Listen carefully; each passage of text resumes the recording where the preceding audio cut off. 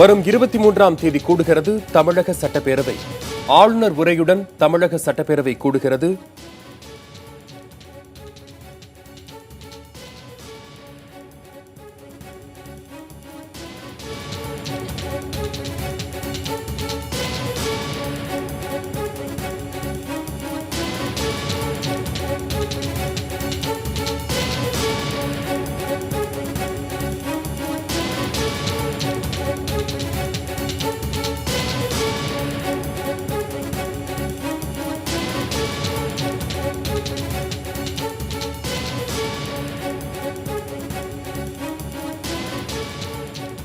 வரும் 23ஆம் தேதி தமிழக சட்டப்பேரவை கூடுகிறது. காலை 10 மணிக்கு கூடவிருக்கும் இந்த சட்டப்பேரவையில் ஆளுநர் உரையுடன் தொடங்கவிருக்கிறது. சற்று முன்பு இந்த தகவலை சட்டப்பேரவை செயலர் ஜமாலுதீன் அறிவித்திருக்கிறார். இது பற்றியான தகவல்களை நமது செய்தியாளர் ஸ்டாலினிடம் கேட்கலாம். ஸ்டாலின், 23ஆம் தேதி சட்டப்பேரவை கூடுகிறது. இது பற்றியான தகவல்களை சொல்லுங்கள் ஸ்டாலின். வசந்த், தமிழக சட்டப்பேரவை ஆளுநர் உரையுடன் வருகின்ற 23ஆம் தேதி கூடும் என தமிழக சட்டப்பேரவை செயலர் ஜமாலுதீன் அதிகாரப்பூர்வமாக அறிவித்துள்ளார்.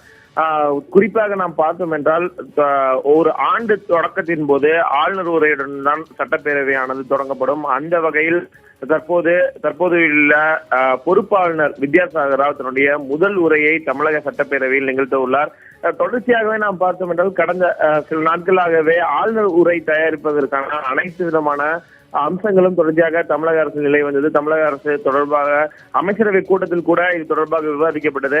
ஆளுநர் உரை தயாரிக்கப்பட்டு தற்போது 23ஆம் தேதி இந்த ஆளுநர் உரையுடன் இந்த கூட்டத்தொடர் தொடங்கும் என்று அதிகாரப்பூர்வமாக அறிவிக்கப்பட்டுள்ளது.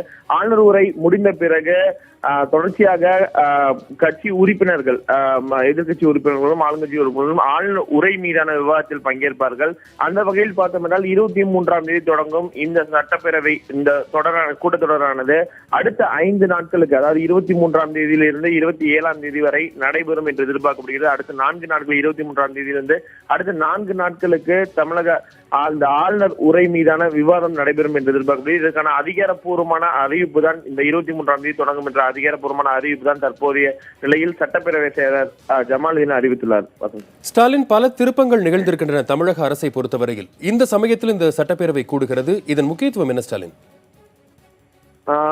வசந்த், அதாவது நிச்சயமாக நீங்கள் குறிப்பிட்டது போல பல்வேறு விதமான அரசியல் திருப்பங்கள், முதல்வர் ஜெயலலிதா மறைந்தது என பல்வேறு விஷயங்களில் தொடர்ச்சியாக பல்வேறு விதமான திருப்பங்கள் நிகழ்ந்துள்ளன. குறிப்பாக ஆளுநர் உரை 23ஆம் தேதி தொடங்கப்பட்டு அடுத்த நாள் 24ஆம் தேதி மறைந்த முதலமைச்சர் ஜெயலலிதாவிற்கு இரங்கல் தீர்மானமானது தமிழக சட்டப்பேரவையில் நிறைவேற்றப்படுவதற்கான வாய்ப்பு உள்ளது. இந்த ஆளுநர் உரையை பொறுத்தவரை நாம் பார்த்தோம் என்றால், கடந்த மே 23ஆம் தேதி, கடந்த வருடம் மே 23ஆம் தேதி புதிதாக அரசு பொறுப்பேற்றது. 2016ஆம் ஆண்டு சட்டப்பேரவை தேர்தல் முடிந்த பிறகு மே 23ஆம் தேதி புதிய அரசு பொறுப்பேற்ற பிறகு தொடர்ச்சியாக இந்த 8 மாத காலத்திற்குள் என்னென்ன திட்டங்கள் செயல்படுத்தப்பட்டன, இனிமேல் என்ன மாதிரியான திட்டங்கள் செயல்படுத்தப்பட உள்ளன, அடுத்த கட்ட நடவடிக்கைகள் என்ன என்பது குறித்தெல்லாம் முழுமையான விவரம் ஆளுநர் உரையில் இடம்பெறும். நிச்சயமாக ஆளுநர் உரையை பொறுத்தவரை எதிர்கட்சிகள் பல்வேறு விதமான விமர்சனம் ஆளுநர் உரை மீதாக வைத்தாலும், கடந்த இந்த 8 மாத காலத்திற்குள் என்ன திட்டங்கள் செயல்படுத்தப்பட்டுள்ளன என்பது குறித்தெல்லாம் முழுமையான விளக்கம் தமிழக அரசு சார்பில் இந்த ஆளுநர் உரையில் அந்த ஆளுநர் உரையில் இடம்பெறும் என்று எதிர்பார்க்கப்படுகிறது. குறிப்பாக முதலமைச்சர் மறைந்த முதலமைச்சர் ஜெயலலிதா என்ன திட்டங்களை செயல்படுத்தினார், அடுத்ததாக அவர் வழியில் தற்போது முதலமைச்சராக பொறுப்பேற்று தன்னுடைய பணிகளை மேற்கொண்டு வரும் பன்னீர்செல்வம் அடுத்ததாக என்ன திட்டங்களை செயல்படுத்தப்பட உள்ளார் என்பது குறித்தெல்லாம் முழுமையான விளக்கங்கள் இந்த ஆளுநர் உரை இடம்பெறும் என்று எதிர்பார்க்கப்படுகிறது. ஸ்டாலின், இந்த சட்டப்பேரவை கூட்டத்தொடரின் போது வேறு எந்தெந்த விஷயங்களுக்கெல்லாம் அந்த 5 நாட்களில் முக்கியத்துவம் கொடுத்து உறுப்பினர்கள் மத்தியில் விவாதிக்கப்படும்?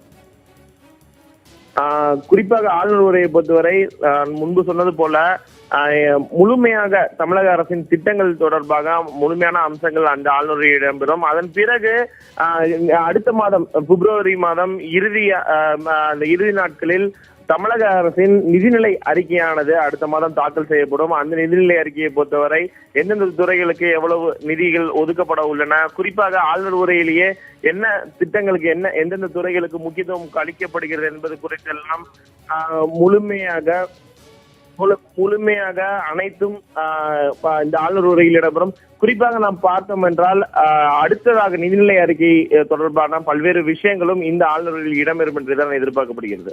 ஸ்டாலின், மத்திய அரசின் பல்வேறு திட்டங்களுக்கு முதலில் தமிழக அரசு எதிர்ப்பு தெரிவித்து வந்தது. அதன் பிறகு ஒன்றொன்றாக உதய் மின் திட்டமாக இருக்கட்டும், மருத்துவ நுழைவுத் தேர்வாக இருக்கட்டும், பல்வேறு ஜிஎஸ்டியாக இருக்கட்டும், பலவற்றிற்கும் தமிழக அரசு ஆதரவு தெரிவித்து வந்தது. இதன் தாக்கம் வருகிற சட்டப்பேரவை கூட்டத்தொடரில் எதிரொலிக்குமா ஸ்டாலின்?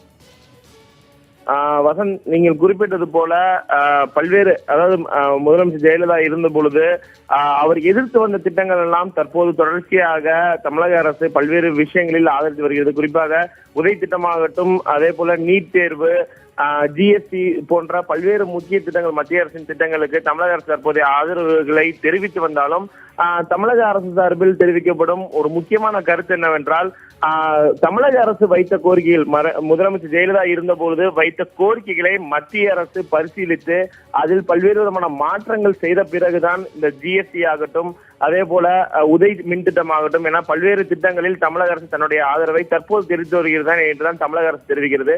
நிச்சயமாக அடுத்து வரும் இந்த ஆளுநர் உரையிலும் இது போன்ற விஷயங்கள் நிச்சயமாக இடம்பெறும். அதே போல அடுத்தடுத்த கூட்டத்தொடர்களில் இது போன்ற விஷயங்கள், இந்த உதய் மின் திட்டமாகட்டும், ஜிஎஸ்டி ஆகட்டும், பல்வேறு விஷயங்கள் சட்டப்பேரவையில் எதிரொலிக்கும் என்றுதான் எதிர்பார்க்கப்படுகிறது.